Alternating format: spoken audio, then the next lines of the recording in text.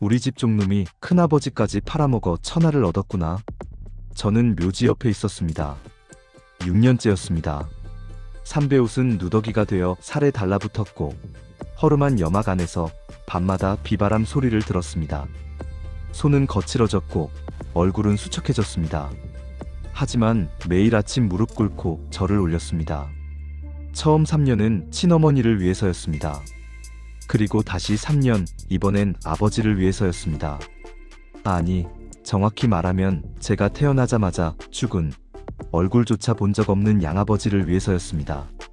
후한 말입니다. 당시 3년상조차 제대로 치르는 사람이 드물었습니다.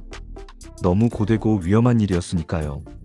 혹한과 혹서를 견뎌야 하고 음식도 제한되고 밤에는 맹수의 위협까지 있었습니다.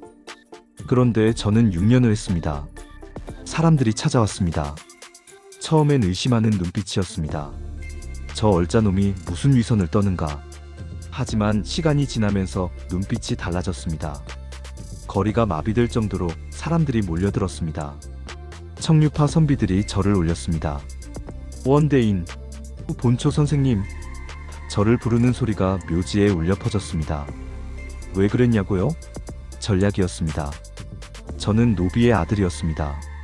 원씨 가문이 얼자 4세30, 4대가 모두 재상을 지낸 명문가에서 태어났지만 제 어머니는 노비였습니다. 제가 태어난 것 자체가 수치였습니다. 적자들의 눈빛을 알고 있었습니다. 저것이 감히 원씨를 칭하나? 그 시선을 견딜 수 없었습니다. 아니, 견디는 게 아니라 뒤집어야 했습니다. 그래서 6년을 택했습니다. 가장 유교적이고 가장 효자다운 행동을 흠 하나 보이지 않도록 완벽하게. 원술은 사람들에게 저를 비난했습니다. 저놈은 우리 집안 노비의 자식일 뿐인데 감히 가문이대를 잇는 척하며 위선을 떨고 있다라며 말이죠. 저와 원술은 아버지가 같지만 노비의 아들인 저와는 다르게 정실 부인의 아들이었습니다. 원술은 적자였습니다. 정실 부인에게서 태어난 당당한 원씨 가문의 후계자였습니다. 하지만 제가 큰아버지에게 양자로 입양되면서 형인 원술보다 학렬이 높아져 집안의 맞이가 되었습니다. 당시 원씨 가문의 학렬에서 제 큰아버지 원성은 매우 중요한 인물이기에 대를 잇기 위함이었습니다. 얼굴 한번 보지 못한 큰아버지의 무덤과 어머니의 무덤에서 6년의 시간, 원술이 못했던 일을 제가 했습니다. 6년간 무덤을 지켰던 일이 생각지도 못하게 명망 있는 사람들에게 저의 이름을 영웅으로 만들었습니다. 189년 낙양에 소식이 들렸습니다. 십상시가 대장군 하진을 살해했고 이후 동탁이라는 자가 황제를 폐위시키고 헌제를 옹립했다는 소식이었습니다. 천하가 혼란에 빠졌습니다. 저는 원씨 가문의 대표로서 낙양으로 향했습니다. 6년의 고행이 만든 명성을 등에 업고 이제는 정치의 무대로 나갈 때였습니다. 동탁을 처음 봤을 때 그의 눈에서 오만함이 보였습니다. 원소, 그대는 명문가의 자제이지 않소? 나를 도와주시오. 그는 저를 회유했습니다. 하지만 저는 거절했습니다. 아니, 정확히는 칼을 뽑아들었습니다. 천하에 힘있는 자가 어찌 동공뿐이겠습니까? 동탁의 얼굴이 일그러졌습니다. 그날 밤 저는 낙양을 빠져나왔습니다. 인수를 성문에 걸어두고 발해로 향했습니다. 원술도 남양으로 도망쳤다는 소식을 들었습니다. 그도 동탁을 거부한 것입니다. 형제가 같은 길을 걷는 것처럼 보였습니다. 하지만 이미 그때부터 균열은 시작되었습니다. 원술은 적자로서의 자부심을 가지고 있었고 저는 6년상으로 얻은 명성을 가지고 있었습니다. 누가 원씨 가문을 대표할 것인가? 그 질문에 우리는 각자 다른 답을 가지고 있었습니다. 190년 정월, 반동탁 연합이 결성되었습니다. 각지의 군벌들이 모여들었습니다. 조조, 한복, 공주, 유대, 포신, 그리고 저와 원술. 회의가 열렸을 때 사람들은 저를 맹주로 추대했습니다. 원대인께서 맹주가 되어 주십시오. 원술의 얼굴을 봤습니다. 창백했습니다. 입술을 깨물고 있었습니다. 그는 아무 말도 하지 않았지만 그의 눈빛이 모든 것을 말해주었습니다. 왜 나가 아니라 저 얼자놈이? 저는 맹주가 되었고 원술은 보급을 맡았습니다. 남양의 풍부한 곡식을 활용해 연합군을 먹여 살리는 역할이었습니다. 표면적으로는 쌍두마차처럼 보였습니다. 원씨의 두 형제가 힘을 합쳐 동탁을 무너뜨리려는 것처럼. 하지만 속은 달랐습니다. 저는 명분을 가졌고 원술은 물자를 가졌습니다. 우리는 서로 필요했지만 서로 경계했습니다. 원술은 손견을 거느리고 있었습니다. 강동의 맹호라 불리는 명장이었습니다. 손견이 동탁군을 격파하고 낙양으로 진격할 때 연합군 전체가 고무되었습니다. 이대로 가면 동탁을 잡을 수 있다. 하지만 저는 불안했습니다. 손견이 너무 강했습니다. 그리고 그는 원술의 수하였습니다. 만약 손견이 동탁을 무찌르고 낙양을 점령한다면 그 공은 누구의 것이 될까요? 원술의 것이 되겠지요. 그리고 그때 저의 위치는 어떻게 될까요? 그래서 주씨 형제를 부추겼습니다. 주은, 주앙, 주우. 그들을 예주자사로 만들어 원술의 보급로를 위협했습니다. 손견이 진격을 멈출 수밖에 없었습니다. 원술에게서 급한 전갈이 왔습니다. 형님, 왜 주씨 형제를 지원하십니까? 우리는 같은 편이 아닙니까? 저는 답하지 않았습니다. 무슨 말을 해야 할까요? 네가 너무 강해지는 게 두렵다라고 솔직히 말할 수는 없었습니다. 그리고 그 소식이 들렸습니다. 동탁이 낙양의 원씨 일족을 몰살했다는. 친형 원기가 죽었습니다. 숙부 원에도 친척 50명도 모두 죽었습니다. 연합군 진영에 비통함이 감돌았습니다. 저는 상복을 입고 통곡했습니다. 사람들이 위로했습니다. 원대인, 슬퍼하지 마십시오. 우리가 반드시 동탁을 무찌를 것입니다. 하지만 마음속으로는 알고 있었습니다. 이것도 계산이었다는 것을.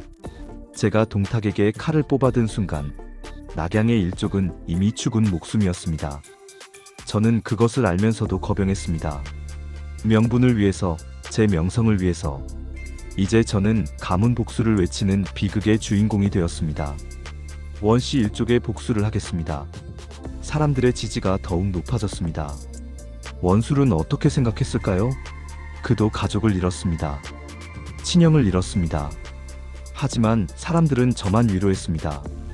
원소대인의 슬픔이 얼마나 크실까? 원술의 슬픔은 누가 위로했을까요? 그는 화려한 연회장에서 술을 마시고 있었지만 그의 눈에 고인 눈물을 본 사람은 없었습니다. 191년 저는 유우를 황제로 추대하려 했습니다. 헌제는 동탁의 꼭두각시였습니다. 진짜 한나라를 부활시키려면 명망 있는 황족을 새 황제로 세워야 한다고 생각했습니다. 하지만 원술이 반대했습니다. 형님, 이미 황제가 있는데 또 다른 황제를 세우는 것은 역모입니다. 우리는 동탁을 무찌르는 데만 집중해야 합니다. 대의명분으로 포장했지만 속마음은 달랐을 겁니다. 제가 황제를 옹립하면 그 공으로 제가 더욱 강력해질 테니까요. 원술은 그것을 막고 싶었던 겁니다. 유우도 황제 자리를 거절했습니다. 결국 헌제가 정통 황제로 남게 되었습니다. 제 계획은 실패했습니다. 그 즈음 원술이 보낸 편지를 받았습니다. 아니, 정확히는 원술이 공손찬에게 보낸 편지였습니다. 누군가 제게 전해준 것입니다. 편지에는 이렇게 적혀 있었습니다. 어리석은 자들이 나를 따르지 않고 우리 집 종놈을 따른다.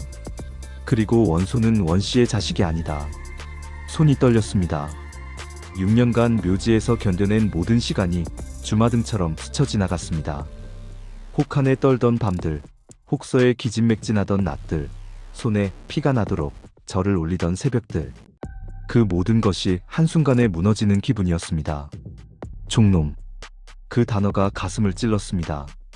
하지만 분노보다 먼저 찾아온 건 차가운 계산이었습니다. 이제 형제는 끝났습니다. 원술은 제 명성을 파괴하려 했습니다. 그렇다면 저도 그의 기반을 무너뜨려야 했습니다. 주씨 형제에게 더 많은 지원을 보냈습니다. 유표와도 손을 잡았습니다. 원술의 남양을 공격하도록 했습니다. 손견이 유표와 싸우다 전사했다는 소식이 들렸습니다. 강동의 맹호가 화살 하나에 쓰러졌습니다. 원술의 가장 강력한 무기가 사라진 것입니다. 연합군 진영에서는 안타까워했습니다. 손장군이 전사하다니. 하지만 저는 알고 있었습니다. 그가 누구와 싸우다 죽었는지, 제가 지원한 유표와 싸우다 죽었다는 것을. 원술은 분노했습니다. 그는 공손찬과 손을 잡고 저를 공격하기 시작했습니다. 반동탕 연합은 완전히 분열되었습니다. 원소 진영과 원술 진영, 형제가 이끄는 두 진영이 서로를 향해 칼을 뽑아들었습니다. 동탁은 장안으로 도망쳤지만 이제 아무도 그를 신경 쓰지 않았습니다. 진짜 전쟁은 우리 사이에서 시작되었으니까요. 밤마다 생각했습니다. 우리는 왜 이렇게 되었을까? 같은 피를 나눈 형제였는데, 같은 가문을 등에 업고 자랐는데, 하지만 답은 이미 나와 있었습니다. 우리는 처음부터 다른 운명을 타고났습니다. 그는 적자였고 저는 얼자였습니다. 그는 어머니의 사랑을 받으며 자랐고 저는 멸시의 시선 속에서 자랐습니다. 그는 당연히 받아야 할 것들을 받았고 저는 6년을 걸어 쟁취해야 했습니다. 원술은 제가 큰아버지를 이용했다고 생각했을 겁니다. 제가 6년상으로 명성을 쌓는 동안 정작 가문의 적자인 자신은 장례도 제대로 치르지 못했다고. 그리고 그것은 사실이었습니다. 저는 이용했습니다. 생존을 위해서, 출세를 위해서. 이제 되돌릴 수 없었습니다.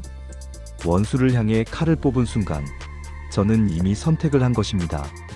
형제보다 권력을, 혈육보다 명분을. 차가운 달빛 아래 진영을 바라보며 생각했습니다. 이것이 제가 6년을 견딘 이유였을까요? 형제와 칼을 겨누기 위해서? 하지만 후회는 없었습니다. 후회할 수 없었습니다. 저는 살아남아야 했습니다. 노비의 아들이었던 제가 여기까지 온 것, 그것만으로도 기적이었습니다. 그리고 이 기적을 계속 이어가려면 원수를 넘어서야 했습니다. 적자를 넘어서야 했습니다. 명문가의 정통을 넘어서야 했습니다. 원술은 양주로 밀려났습니다. 수춘으로 거점을 옮겼습니다. 저는 북쪽에서 제 세력을 키웠습니다. 사람들은 말했습니다. 원소가 이겼다. 하지만 저는 알고 있었습니다. 이것은 시작일 뿐이라는 것을. 원술은 포기하지 않을 것입니다. 그는 적자입니다. 타고난 자부심이 있습니다.